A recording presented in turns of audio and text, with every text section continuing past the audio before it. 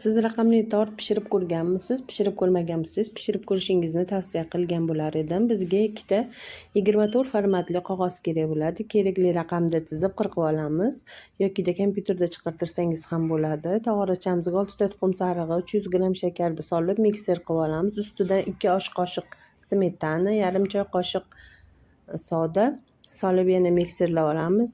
So'ngra bir chimdim vanilin, 250 gramm margarin yokida sari yog' solib mikser qilib olamiz. Yaxshilab mikser qilib olganimizdan keyin shakarimiz eriydi. Ustidan 600 gramm un solib xamir qorib olamiz. Yumshoq qo'lga yopishadigan xamir bo'ladi. Albatta unimizdan nevishi bo'lishi kerak. Va unimizni sitadan o'tkazib olgan bo'lishimiz kerak. Xamirimizni dam olishi shart emas. Shunaqangi kalka qog'ozlarimizdan kesib olamizda, ikkita qog'oz arasida xamirimizni yoyishni boshlaymiz.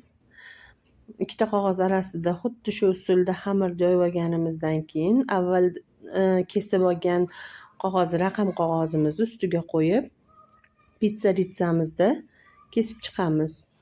Kesib chiqqanimizdan keyin vilkalar urib, chetlariga vilkalar urib, o'rta olovda pishirgani qo'yamiz. Qarab turasizlar, tezda qizarib ketishi mumkin.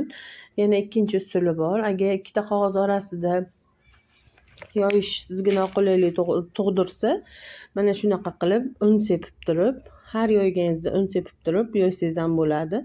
Xuddi shunaqa qilib 5-0 raqamlarini kesib pishirib oldim. Endi krem qilishda boshlayman. Mikser idishiga 1 litr qaymoq, 220 gramm cheese krem, 400 gramm shakar solib aralashtirib 10 minut morozilkaga qo'yib qo'ydim. 10 minutdan keyin olib mikserladim. Albatta bunga cheese krem, ya'ni tvorojniy ser solib cheese krem qilish kerak.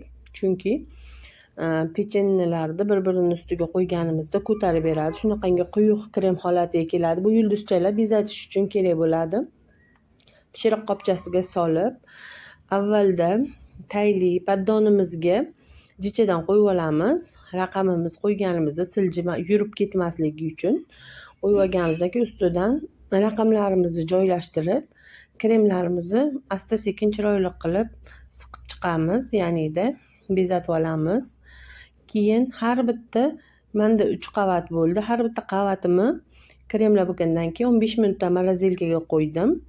Havo issiqligi uchun. So'ngra ustini xohishingizga ko'ra bezatishingiz mumkin.